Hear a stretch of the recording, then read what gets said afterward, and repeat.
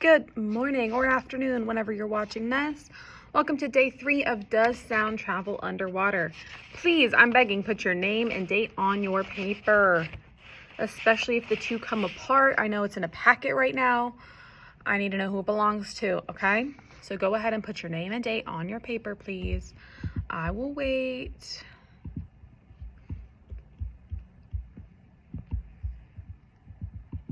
Okay, I'm gonna assume you did it. So I'm gonna go ahead and read the paragraph and the questions and answer choices to you. We have a little story. It says, because liquids are made of molecules, remember, very, very small things you can't see, sound waves can travel through water. The sound waves move the molecules in liquids just as they do in air.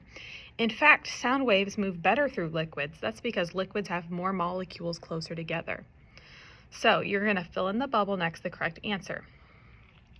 It's asking, number one says, how are air and liquid alike? Or how are they the same? You know, what are some things they have in common? A, neither of them let sound waves travel. B, both have molecules. Or C, our ears can hear sound well in both. We learned from the other day that we can't hear underwater. So I'm going to go ahead and say it's not C. Okay, we learned we can't hear underwater. And A says neither of them let sound waves travel. But we just read that sound waves move to the molecules in liquids just as they do in the air. So I'm going to go ahead and say B. Both have molecules. Okay. The way I can solve this problem is by getting rid of an answer, right? We said, you know, the answer was our ears can hear sound well in both. And we learned the other day that it wasn't. So I got rid of C because I don't need that answer if I know it's wrong. Okay, so number 2, why can sound travel underwater? Is it because it moves the water molecules? Is it because it moves slowly, or because it uses bubbles to travel?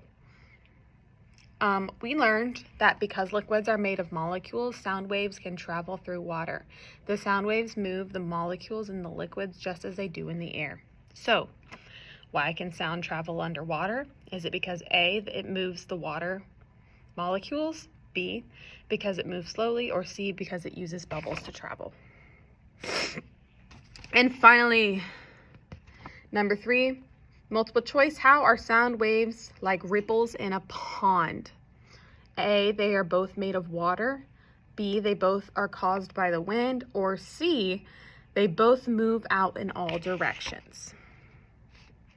Okay, go ahead and bubble the answers you think are there. And finally, you have a short answer question right here. It says, which one would win in a race? A sound wave in the air or a sound wave in the water?